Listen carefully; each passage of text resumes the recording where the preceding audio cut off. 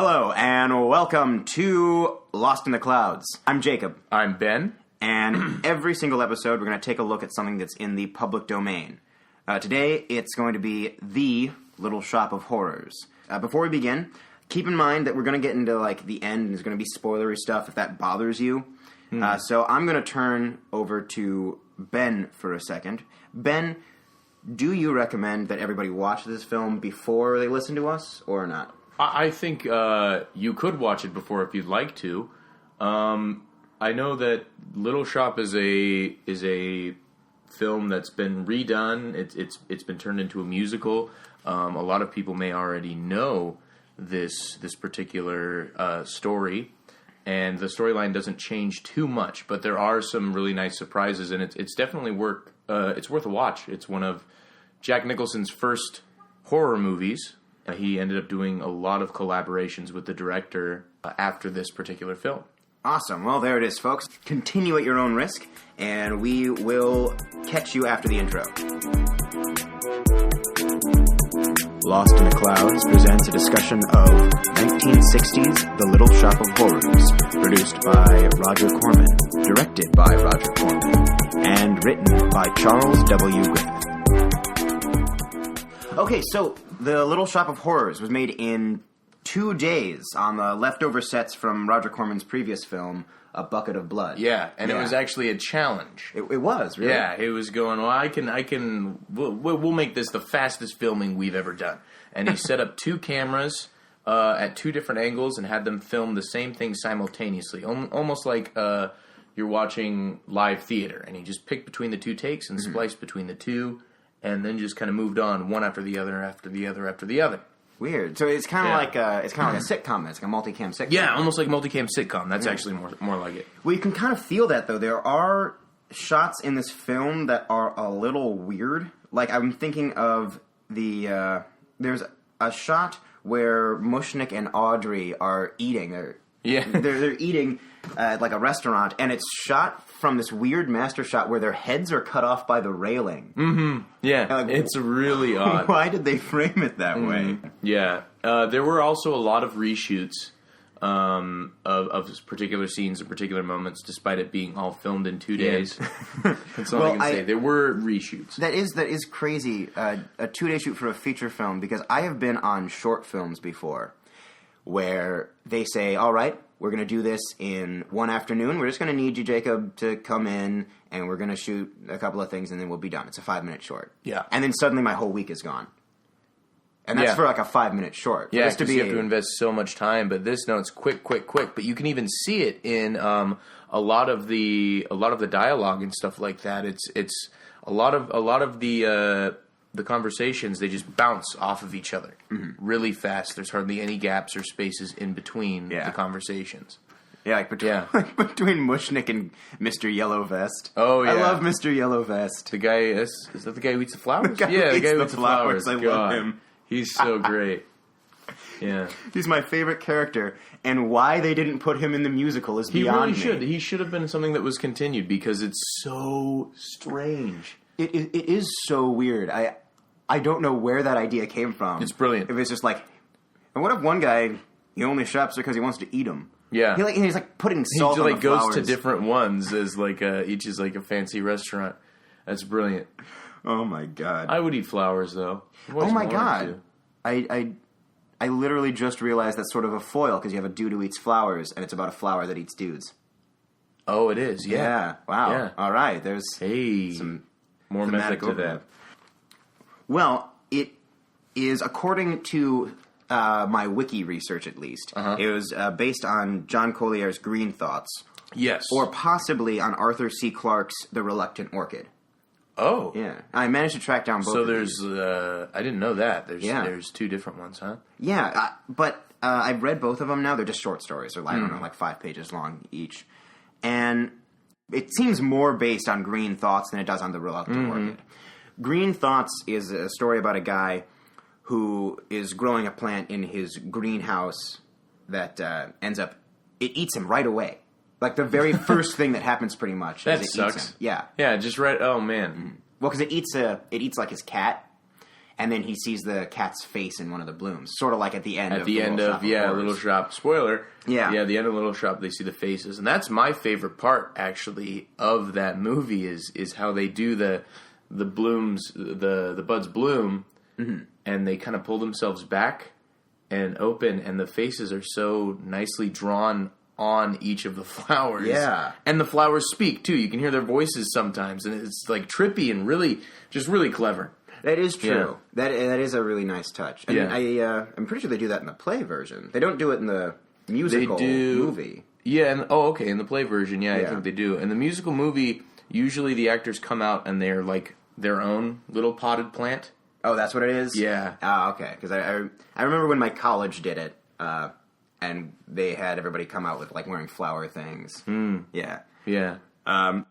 In Green Thoughts, once he sees the cat's face come out, the plant just eats him right away, and a lot of it is about him, Mr. Manning, I think it's his name. He is... It's the father of Peyton Manning. Right? Oh, of course. Yes? Eli. Okay. And good. He is experiencing what it's like to be a plant, and he just talks about how it is to be a plant, and then he ends up being killed by his, like, abusive nephew.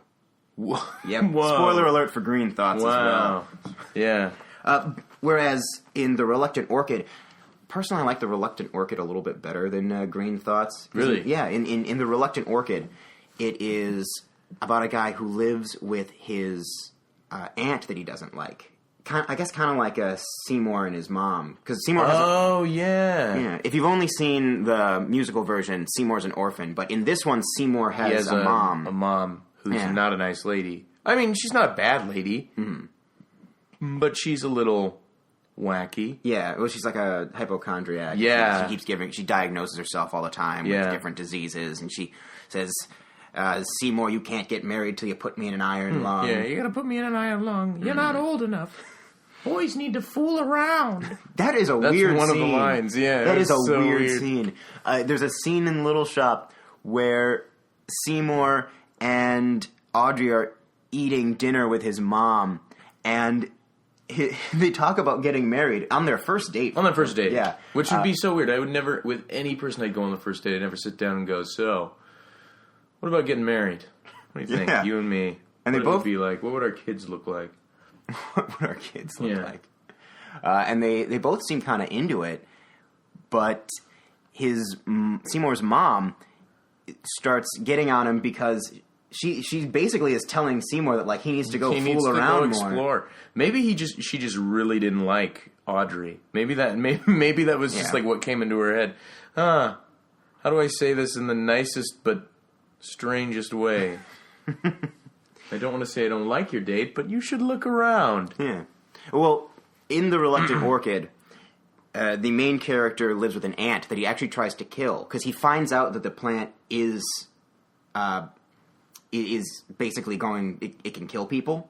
So he leads his aunt over to be killed by the plant, and she tames it. Like, the first thing she does is, like, she pets it. She's a plant tamer? Yeah. Oh. I love that. All he wants to do is kill her, and the plant loves her. He now, when he thought he had this power over her to kill her, he now has lost that, and he is now absolutely harmless.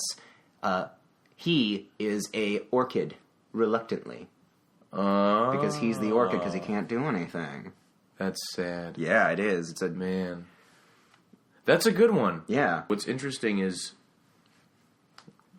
they do kind of both go together.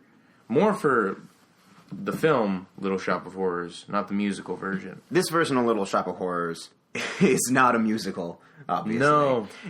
But there are some very musical people in it. Particularly the dentist. He did this weird vocal thing where he would just kind of pick a pitch for his lines and kind of stay there for a little while and then go down to another pitch and hold it as he talked. If you notice, when he's pulling the teeth out of Seymour, he's going, Seymour, Seymour, like singing to himself. God. And I don't know why, I just thought, I hadn't thought of that. Yeah. I thought you were thinking of it's Seymour's singing Deck the Halls as he feeds this drunk man to Audrey Jr. Not Audrey 2, Audrey Jr. in this version. Yeah. Which I kind of like better. Really? Than Audrey 2. I like that name better. Yeah, I think I like Audrey 2 a little better. I'm not sure why. I can't explain why. I don't know. I think Audrey Jr. is a little more intimate. Little Shop of Horrors ended up spawning a musical. It ended up spawning an off-Broadway musical. Off-Broadway. Which then became an off-Broadway musical. Yeah. Which then became a movie. And I found this out an hour before you got here. I was just doing a little bit of research to see, maybe there's something I missed. And I did. I missed a big one.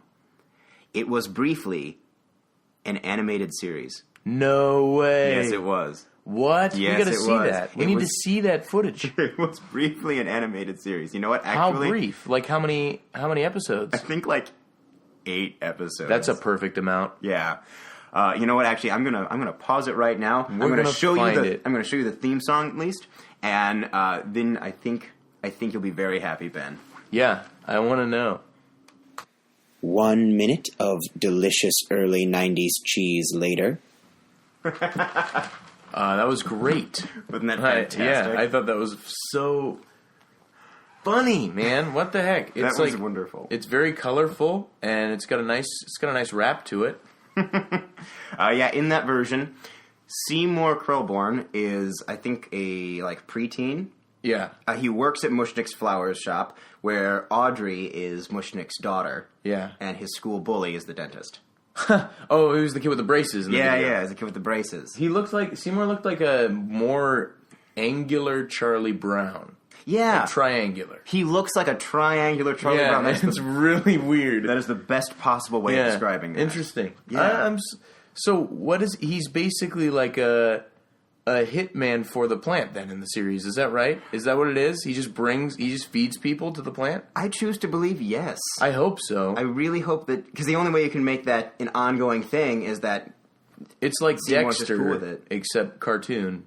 If not, that's probably why it didn't last very long. According to Wikipedia, Audrey Jr., it's Audrey Jr. in this version again, like the first, like in the first movie, doesn't eat people, but has a taste for meat. He just eats, bologna. In this, in what? In the cartoon. Oh, really? Yeah. Ah, okay. It should eat people. Yeah, I think kids need to be exposed to people need to know. Yeah, they need to know the reality of how dangerous life can be. They need to know that things can kill. Death is a thing. Oh my God. Cartoons need to show more death, man. Moving on. So, Audrey 2's origins seem to be a little different here than they are in the musical. Because he buys the thing for $1. Yeah. But in here, he genetically alters plants to do it. Yeah. It's a lot more... I guess scientific might be the right way to say it. I'm not sure. Yeah, I think so. But in this movie, in the 1960 version, Seymour crossbreeds a butterwort with a Venus flytrap. Both of those are carnivorous plants. And somehow that produces this... cannibalistic plant. Yeah, this intelligent speaking plant. But it's also still a little bit mystical, because he doesn't know where the seeds came from. He knows what seeds they are, that it's a butterwort and a Venus flytrap, but he buys it from this guy, and the guy's like, I don't know, I found it on my truck. Yeah. Next to some cranberries. Yeah. Very odd. Whereas in the musical film, it's unambiguously from space. Yeah. Like, Audrey is zapped down and then it from turns space. out that that's how the plant alien race is going to take over the world. Yeah. They've been sprouting up all over the world, which is just a cool extension to the story, not from the original film. But the original film was actually going to be more like a film noir. Oh, more with the cops? Yeah, more in that style. And as they went, they decided to stray away, make it more comedic, and fall from that formula. Which is also another thing about the musical, which is kind of disappointing, is that they don't have the cops. And the cops were my favorite parts. Those Dragnet cops? Yeah. They have two cops in the original film. Yeah. That are clearly supposed to be Joe and Frank from Dragnet. Yes. Like, he even says just the like facts, man. Completely. Yeah. And then there's a line where he's talking about his kids, and he was like, I lost one today. I love that. Yeah. And what if the other guy just kind of goes... how?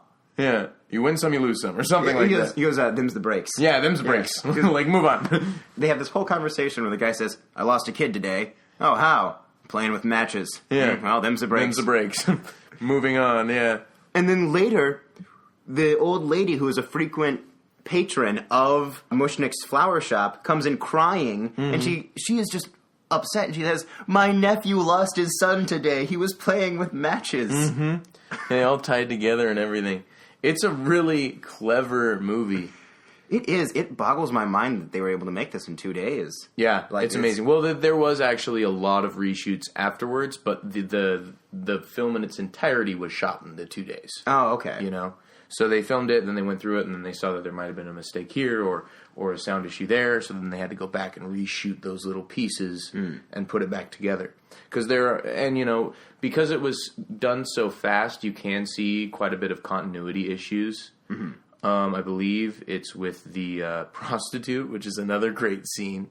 Oh, yeah. Towards the end, and it's like in the last 10 minutes. Yeah, there's continuity issues with the dress and how it sits. Oh. But that is a good scene. That's interesting. I did not even notice the continuity issues. But I tend not to notice continuity issues in films. And I think that's generally... It's what you're going for. Yeah. Is like, more than anything else, not have continuity issues, but rather to be engaging enough that you don't notice them. Absolutely, yeah. I think part of why I noticed so much was because I had read about them filming it in 2 days going in. Yeah. Going into the film when I was going to watch it. And so I was kind of on the lookout for how that worked exactly, because I was also curious as to how they were able. Did they film it in complete chronological order, like you would run a play, or did they do it piece by piece? And I actually don't know the answer to that, because there are some films where they choose to do it that way, like E.T. is filmed from beginning to end, not pieces of the story. It's all one continuous line. I will say, as an actor, it is definitely easier to understand where you are with your character when you shoot it chronologically. Oh, yeah. And Spielberg, when it came to E.T., did that so that the younger actors could actually develop more feeling and importance towards the alien. Yeah. E.T. is a really good prop. Yeah. He really does breathe. Yeah. And everything. He's a working item. Yeah. Yeah.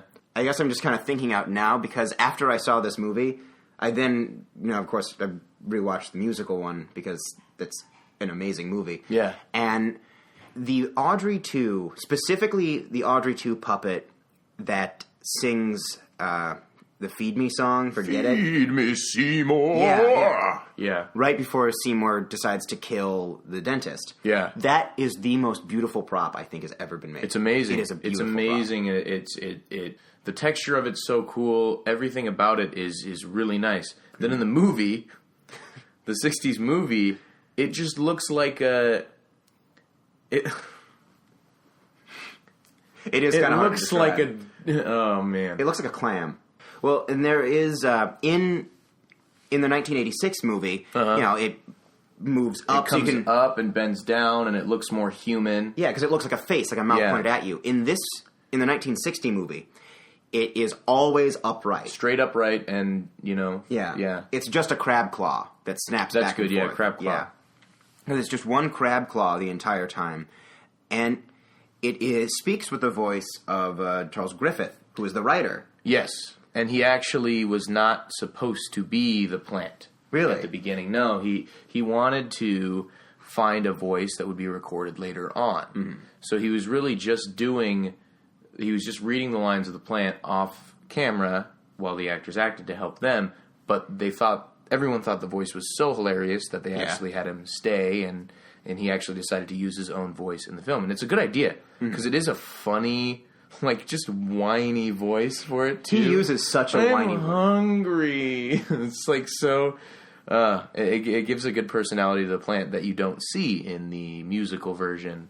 Well, 'cause this is definitely a whinier plant. Yeah. 'Cause in the 1986 version, the plant is very, very charming. He's charming. He has swagger. He's a good manipulator. It's the voice of Levi Stubbs, who has a brilliant voice. Mm-hmm. I love his voice. Mm-hmm. I would feed that plant people. Oh, yeah. The Audrey 2 puppet, all of them. Because in the musical versions... Yeah, there's different ones. Yeah, how they can't ever get them to sync up with the mouths quite because it's that elaborate to make the Yeah. puppet move, and it's so heavy. In the movie, they shot those scenes at 12 frames a second and then sped them up. No way. Yeah. That's kind of why it does seem. It looks almost computer animated sometimes. Yeah, it does, 'cause That's they why. speed it up. That's really cool. I love that. So all of the scenes where Rick Moranis is talking to it, where they're in the Yeah. same shot, Rick Moranis had to say his lines Mm-hmm. and then listen to them back at a slower speed so he could Oh pretend my to be gosh. acting slower. That's Yeah. crazy. Isn't that crazy? Yeah, that's good. I love that. Yeah. This version is a little like it's funnier. It's because it's whinier. It's like a little baby. It's funny. Well, I mean, both of them are very, very funny. That's true. The transformation of the dentist between the two films is great. It's like night and day. The first dentist I don't care for. The dentist in the musical movie I think is brilliant. Steve Martin. Yeah. Is brilliant. But then there are hidden gems in this film that aren't in the musical.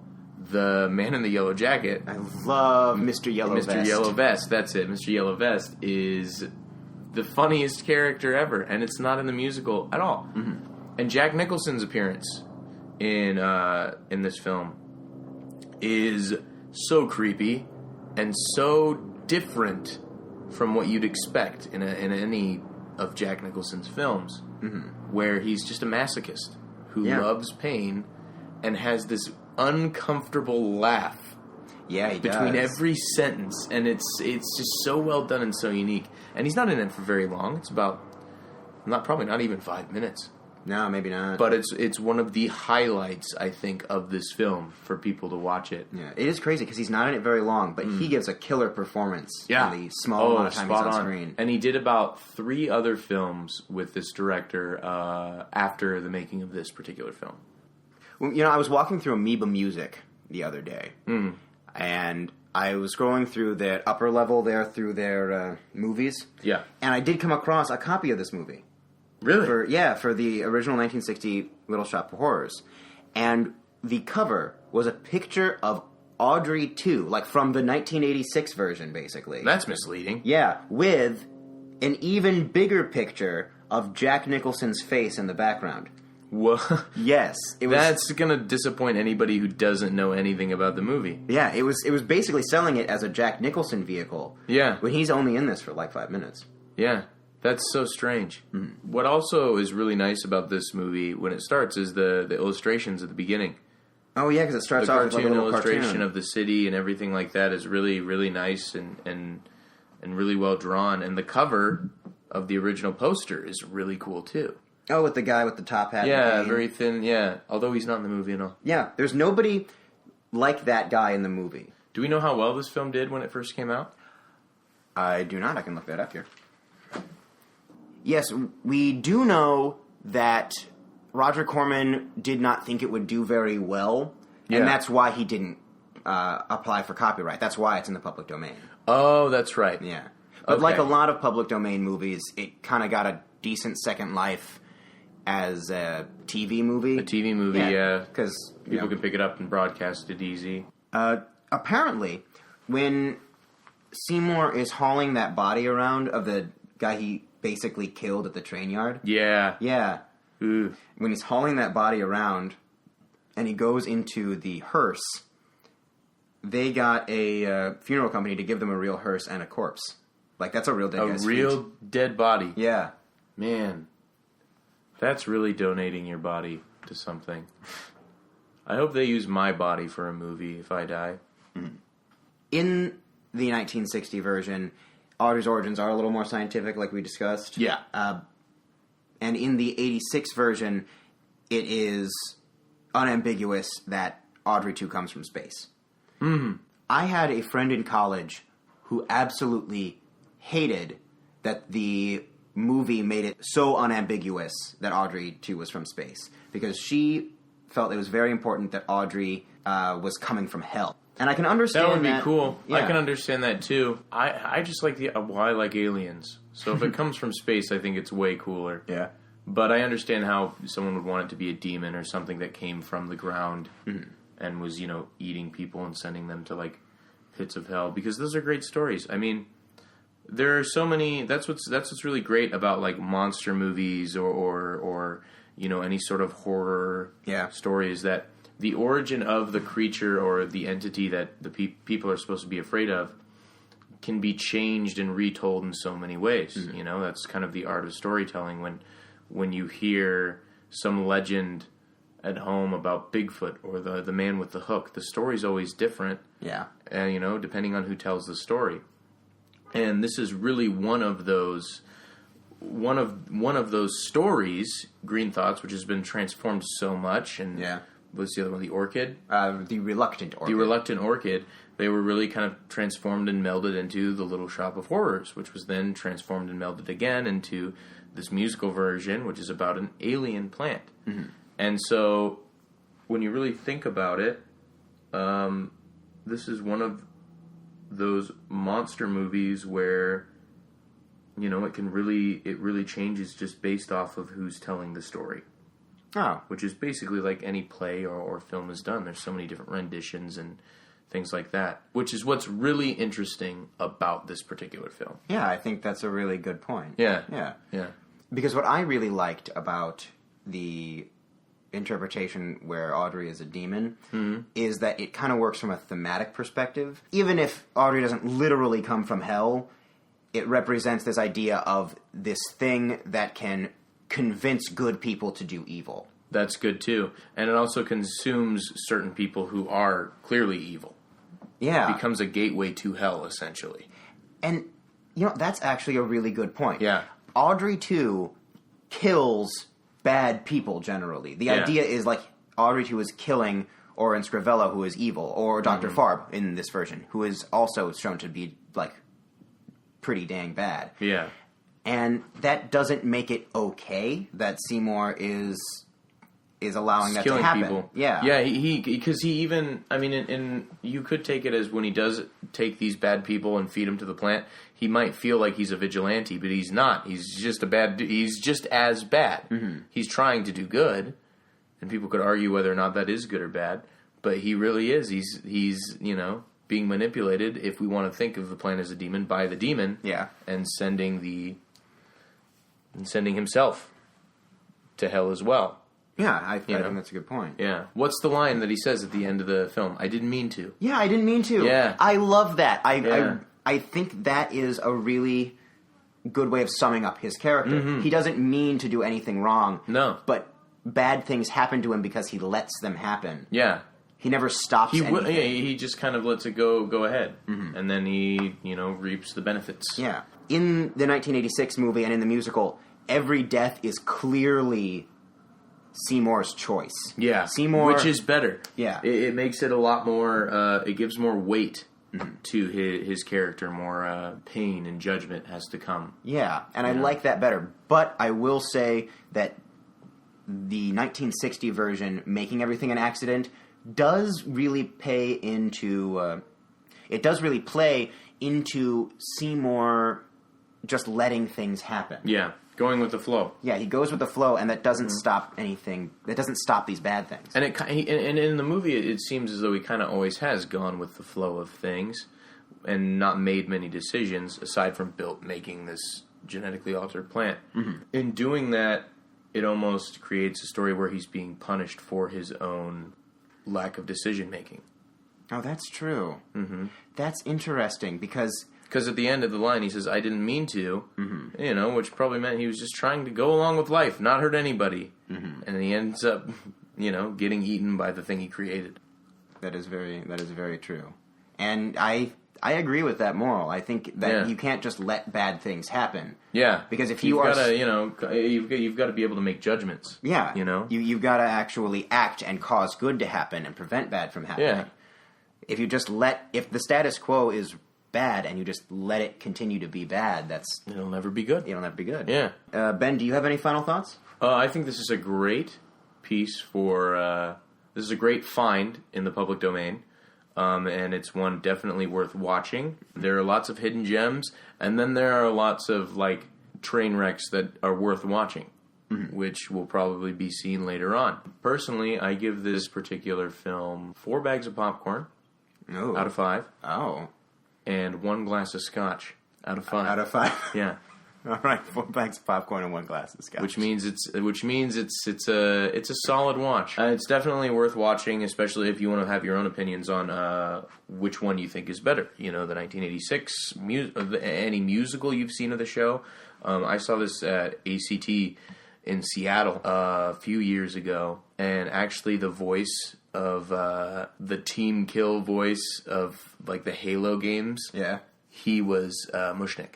Oh, that's cool. Yeah. Anyway, so if you want to compare and contrast two different mediums of the same story, it's definitely worth seeing. Yeah. Interpretations of the same story. Excuse me. Yeah. All right, well, that is it for us today. I am Jacob Betts. You can find me on Twitter at I am Jacob Betts or at the Supernova Thunder YouTube channel. And Ben, where can they find you? Anywhere you want to lead them? I'm off the grid. All right. Hard to find. But my name is Ben, and I hope to be back. All right, well, see you guys later. Lost in the Clouds is hosted by Jacob Betts and Ben Fisher. Produced and edited by Jacob Betts. Lost in the Clouds is a Supernova Thunder production.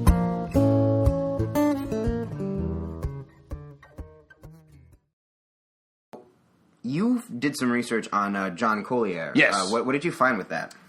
He is a writer who is really well recognized by a lot of current science fiction writers. Mm-hmm. He himself grew up reading a lot of Robert Louis Stevenson, Grimm fairy tale series. He was always fascinated with that, so he started writing his own little short stories. All of them are very strange, and actually many filmmakers and writers ended up picking up his stories and putting it into things like such as Twilight Zone, Alfred Hitchcock Presents, and Little Shop of Horrors. Hitchcock chose to direct one of his short stories, which was a story about this family that are like stuck inside on a rainy day.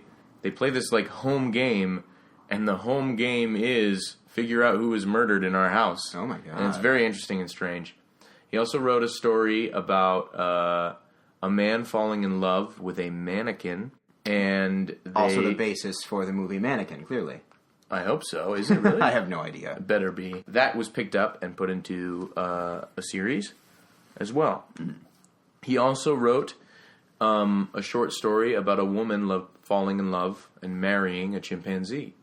Ooh. Yeah. And how does that work out for her? Do you? Well, Nah, not well. Yeah, not of course. well.